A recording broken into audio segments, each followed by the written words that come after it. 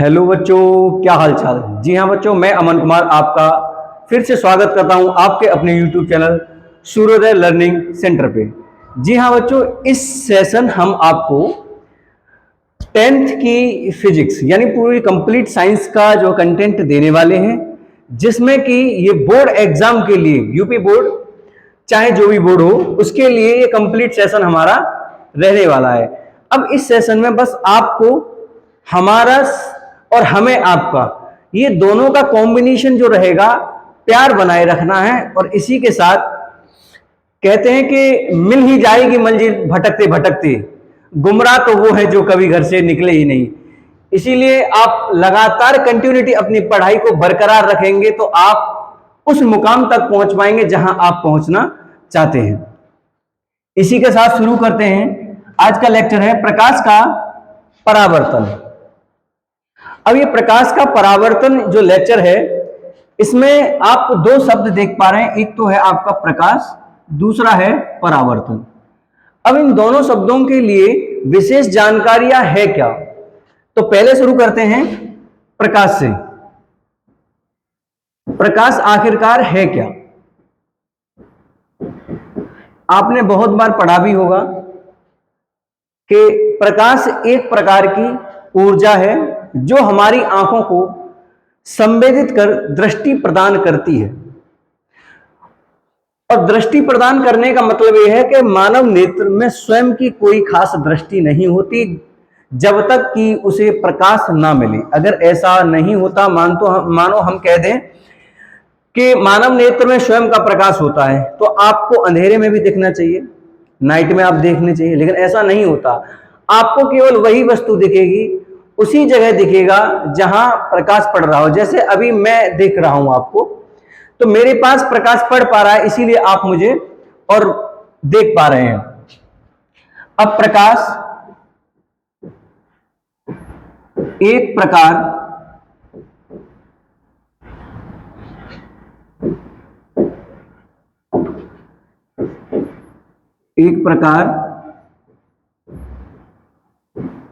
की ऊर्जा है। एक प्रकार की ऊर्जा है। और ऊर्जा का मतलब क्या होता है? ऊर्जा जिस भी वस्तु को मिलेगी वो अपना काम करना स्टार्ट कर देगी। ये ऊर्जा की विशेषता होती है कि जहां भी ऊर्जा होती है वो अपना काम स्टार्ट कर देती है। वो उसे काम करना ही पड़ेगा अगर उसके पास ऊर्जा है तो। अगर ऊर्जा नहीं है तो वो काम नहीं करेगी। वहीं ये भी था कि प्रकाश में ऊर्जा है।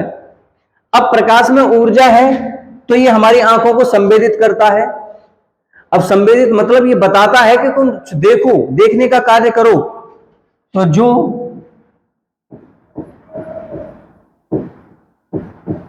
हमारी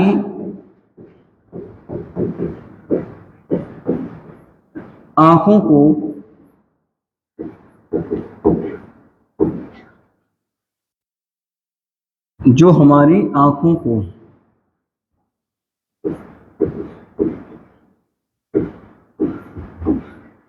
संवेदित कर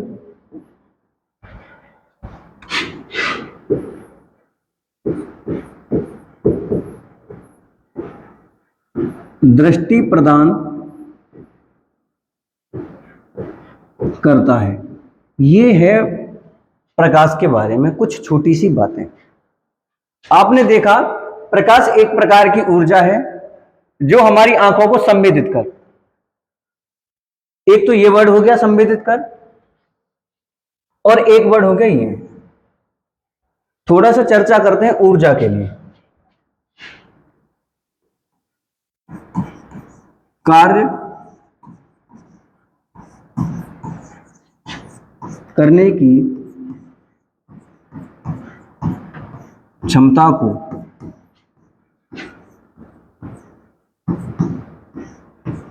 ऊर्जा कहते हैं।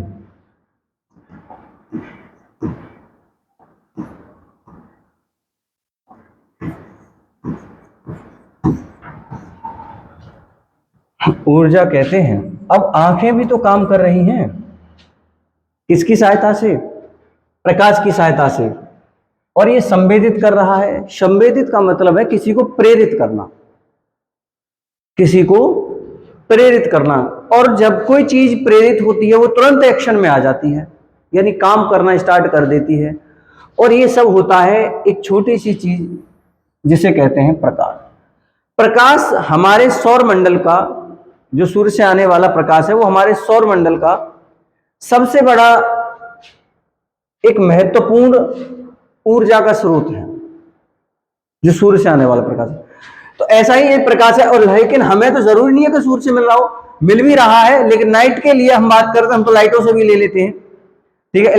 इलेक्ट्रिक लाइट होगी, उनसे भी प्रकाश लिया जाता है। तो वह प्रकाश जो किसी वस्तु पर पड़ेगा और वस्तु से परावर्तन होने के बाद हमारी आंखों पर आएगा, और जिससे हमारी आंखें क्या होंगी, संवेदित होंगी, और वो वस्तु हमें दिखाई देने लगेगी।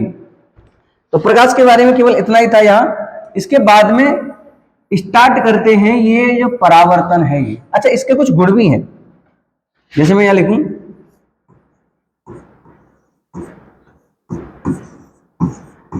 प्रकाश के गुण। इसके कुछ गुण भी हैं। उससे पहले एक चीज समझो,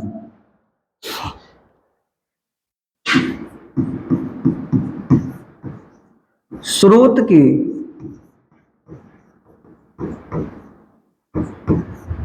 आधार पर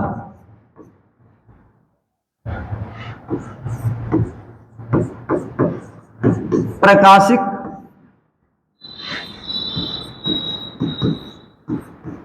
वस्तुएं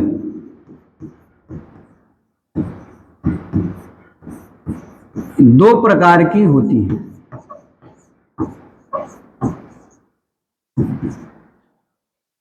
स्रोत के आधार पर प्रकाशिक वस्तुएं दो प्रकार की होती हैं।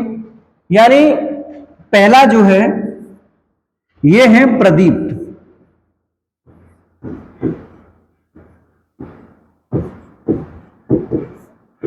प्रदीप्त वस्तुएं, और दूसरी है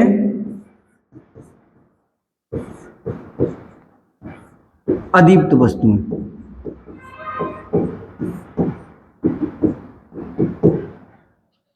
अब ये प्रदीप्त वस्तुएं क्या होती हैं? इन वस्तुओं का एक विशेष गुण है, और वह विशेष गुण क्या है?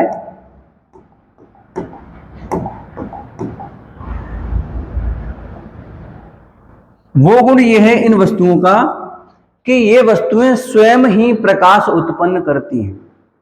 बस एक बात याद रखें कि जो भी प्रदीप्त वस्तु होगी उसका एक महत्वपूर्ण गुण होगा, और वो गुण ये होगा कि ये स्वयं प्रकाश को उत्पन्न करती हैं। यानी इन्हें देखने के लिए हमें किसी टॉर्च लाइट की जरूरत नहीं पड़ती।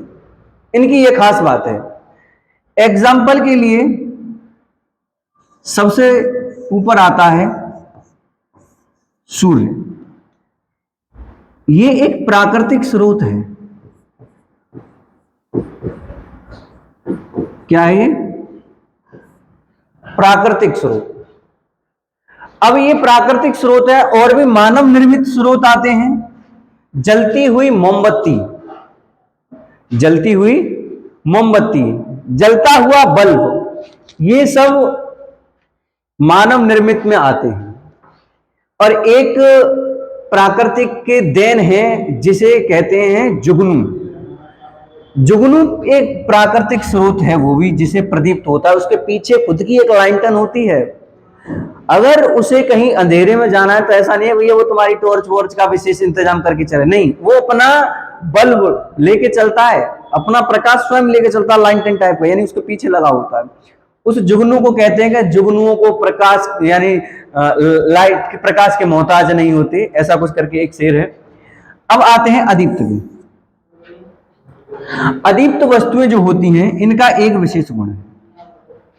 अब इनका क्या गुण है कि ये स्वयं प्रकाश उत्पन्न नहीं करती। यानी इन्हें अगर हम देखेंगे तो देखने के लिए हमें किसी विशेष उपकरण यानी लाइट की जरूरत पड़ेगी।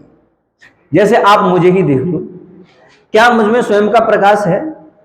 नहीं है। मुझे देखने के लिए लाइटों की जरूरत पड़ेगी। जो भी आप चीज देखते हैं मानव निर्मित में ही है, और ये ज्यादा से ज्यादा मानव निर्मित ही होती है। इसमें प्राकृतिक में जो आता है, एक प्राकृतिक में आता है आपका चंद्रमा। चंद्रमा में स्वयं का प्रकाश नहीं होता, वो एक अदीप्त में आ जाता है। दरअसल वो सूर्य के प्रकाश से ही चमकता है और नाइट में हमें दिखाई देता है। ये स्रोत के आधार पर प्रकाशिक वस्तुओं की बात कर रहे थे। प्रकाशिक वस्तुओं की तो ये दो प्रकार की होती हैं, प्रदीप्त अदीप्त। प्रदीप्त वे वस्तुएं जिनमें स्वयं का प्रकाश होता है, और अदीप्त वे वस्तुएं जिनमें स्वयं का प्रकाश नहीं होता। वहीं आगे बढ़ते हैं।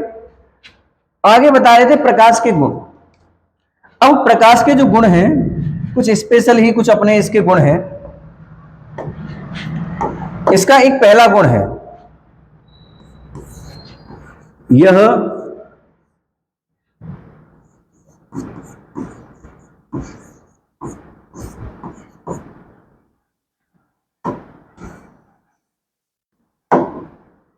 इसका एक गुण है, यह अदृश्य होता है। अब देखो कितनी मजेदार बात है, खुद अदृश्य है और सामने वाले को दिखाता है। खुद नहीं देखेगा, प्रकाश कभी दिखता नहीं है, प्रकाश की सहायता से वस्तुएं दिखती है। आप सोच रहे हो कि प्रकाश दिख रहा है, प्रकाश दिख रहा है तो छुओ पकड़ो, ऐसा नहीं होता, ना तो छू सकते ना पकड़ सकते। लेकिन इसकी सहायता से किसी को छू सकते हैं, पकड़ सकते हैं। क्यों? क्योंकि ये असामान्य वस्तुओं को दिखाने में सहायता करता है। दूसरा गुण है इसका, यह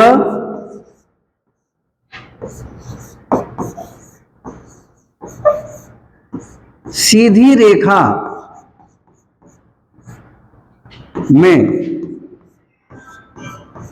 गमन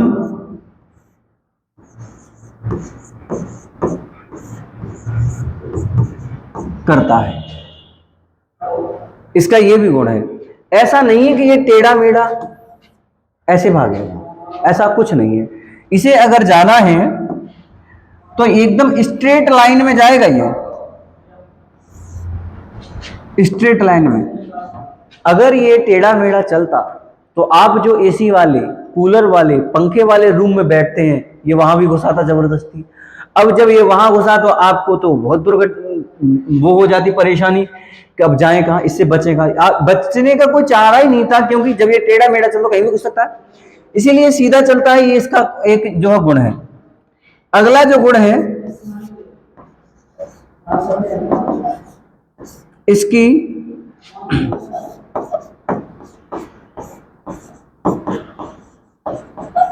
तरंग धैर्य 4 एंगस्ट्रॉम से 8000 तक होती है। 8000 एंगस्ट्रॉम तक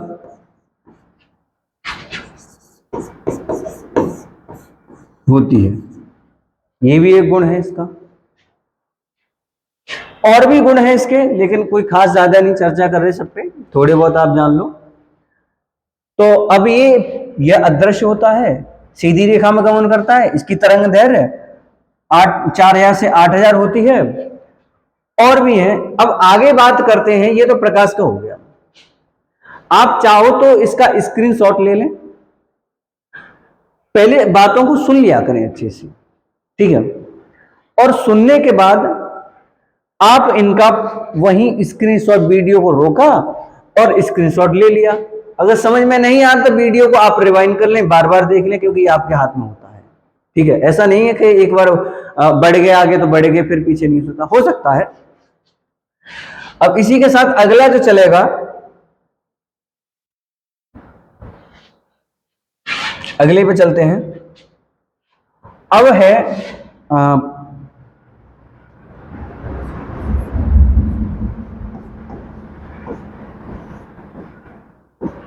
प्रकाश का परावर्तन। यही तो हेडिंग थी, इसी पे चर्चा नहीं कर पा रहे। दरअसल परावर्तन ही क्या है, यही अपने आप में महत्वपूर्ण है। परावर्तन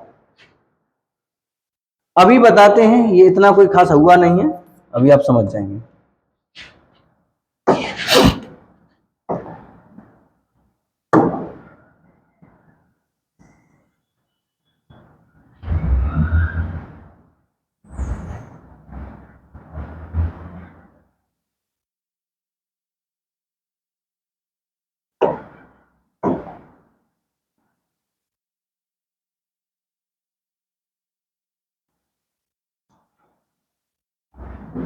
आगे अब इस पे नीचे जो है आप जो है एक पॉलिसी कर दें। ये बना रहे हैं हम पॉलिशदार चिकनी सतह, ठीक है, ये हो गया। अब इसी के ऊपर सारा खेल है। ये कोई प्रकाश किरण है जो आई है, इस तल पर टकरा गई और वापस लौट गई। ये वायु से आई और वायु में ही वापस चली गई, टकराकर वापस दी। ये एक पूरी घटना है। अब घटना कैसे है?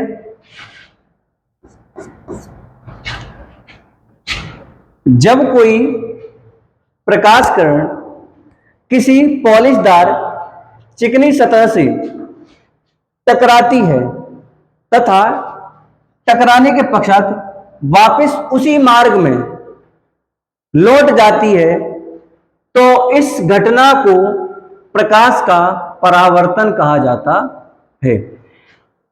अब ये जो किरण है एक आपकी, ये इसमें तीन चीज हमने दिखाई हैं।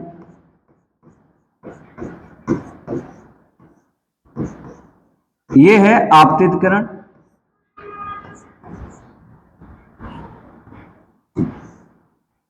और ये है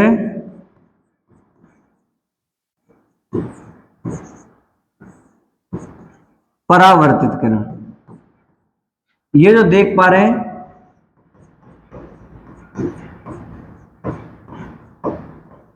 अविलंब, और इस बिंदु का भी एक नाम है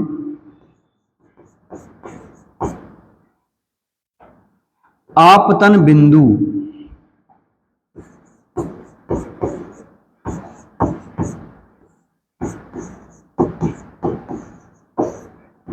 आपतन बिंदु।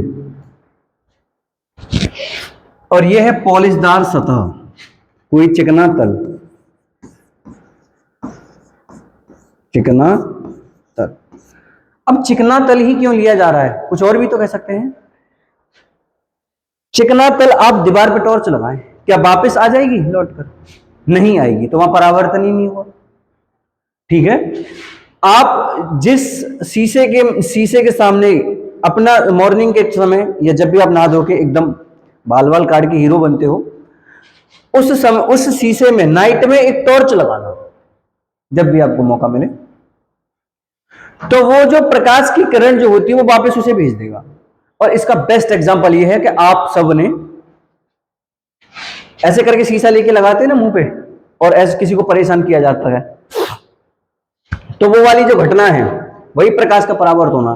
दरअसल उस शीशे पे सूर्य की, जैसे यहां मानो सूर्य है, अब यहां शीशा है, अब ऐसे आई ये सूर्य की किरण और वापस यहां कोई आदमी बैठा है, आप इसके मुंह पे लगाएंगे,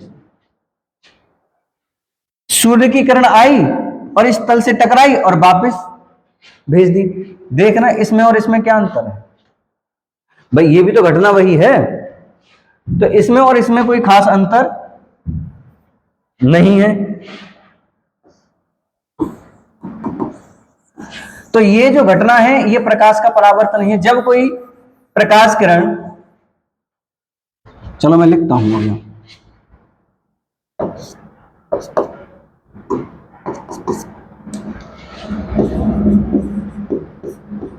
जब कोई प्रकाश किरण किसी चिकनी सतह से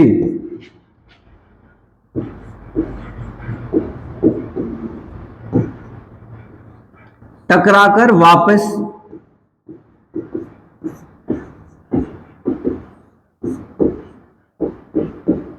उसी मार्ग में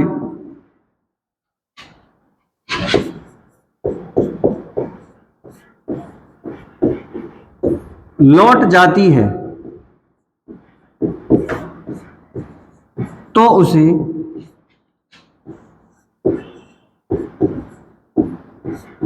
प्रकाश का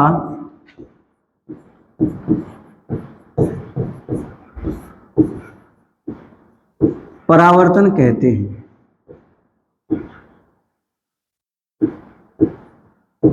ठीक है, अब इसका ये तो था थोड़ा सा लंबा। क्या हमें हर बार ऐसे ही याद करना पड़ेगा? किसी को बताना है तो ऐसे ही बताना पड़ेगा? बिल्कुल जरूरत नहीं है ऐसा बताने की, बिल्कुल ये एकदम याद हो तेरे को ऐसा। फिर क्या याद रखें? किसी प्रकाश किरण का, या किसी छोड़ो, प्रकाश किरण का किसी तल से टकराकर वापस लौटना, प्रकाश किरण का किसी तल से टकराकर वापस लौटना और उसी मार्ग में लौटना, उसी माध्यम में या मार्ग में लौटना, उसे ही प्रकाश का परावर्तन कहा जाता है। अब क्योंकि ये जो किरण है ये इस तल की ओर आई है, ये आने वाली किरण किसी तल की ओर, एक तल की ओर आने वाली किरण को आपतित किरण कह दिया, और तल से टकराकर वापस जाने वाली किरण को परावर्तित कह दिया। ये एक वायु माध्यम है, ये भी एक वायु माध्यम है, क्योंकि ये बीच में क्या है? अविलंब, हमारे द्वारा डाला गया काल्पनिक। इसके बीच बना कोण वो आई होता है, इसके बीच बना कोण आर होता है। ये तो था प्रकाश का परावर्तन पूरा। अब इसकी कुछ शर्तें भी हैं, इसके नियम भी हैं अपने, कि ये किन के नियमों पे आधारित है। तो उसके लिए नियम पे लगाते हैं। इसके लिए आप इसका स्क्रीनशॉट ले लें, और इसका नियम भी है, वो नियम कराते हैं।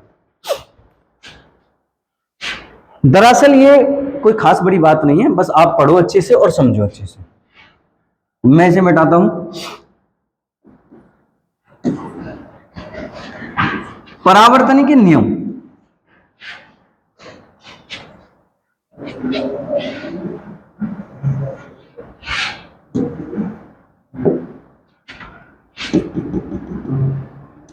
इसे फिर बना लो ऐसे।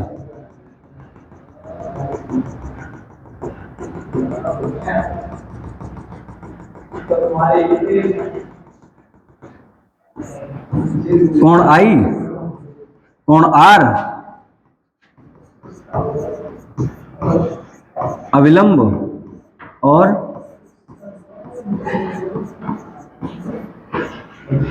परावर्तित किरण।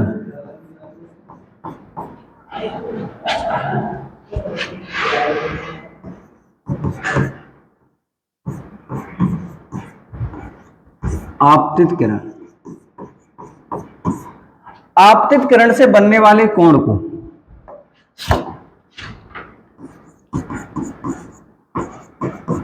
आपतन कोण कहते हैं, और परावर्तित बनने वाले, परावर्तित से जो बनेंगे उसे परावर्तन।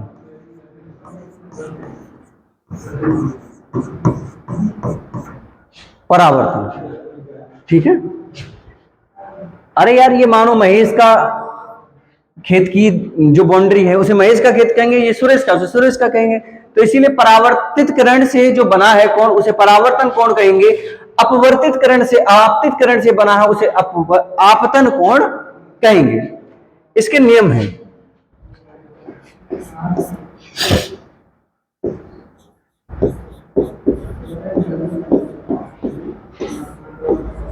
परावर्तन के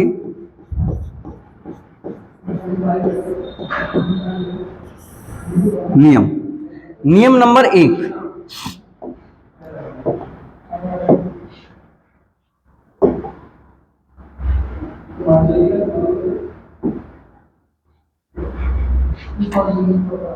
नियम नंबर 1 देखो। नियम नंबर 1 में कहता है कि आपतित किरण, लिखता हूं मैं,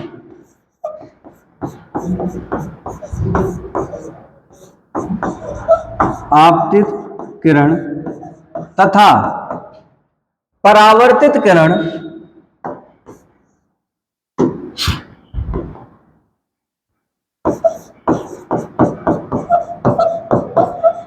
तथा परावर्तित किरण, आपतित किरण तथा परावर्तित किरण पर पड़ने वाला अविलंब, पर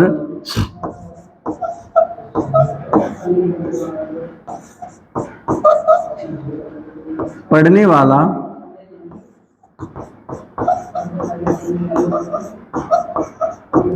अविलंब तीनों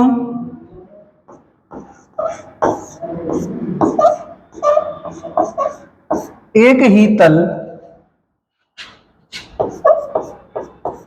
में होते हैं। आपतित किरण और परावर्तित किरण पर पड़ने वाला अविलंब तीनों एक ही तल में होते हैं। दूसरा,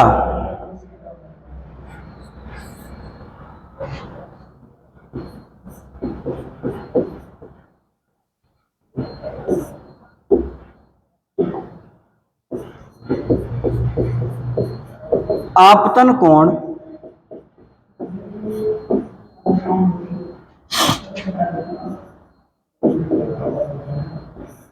सदैव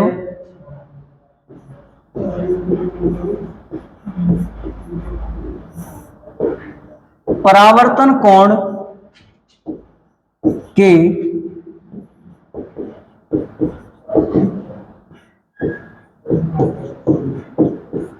बराबर होता है, इसीलिए इसे लिखते हैं कोण आई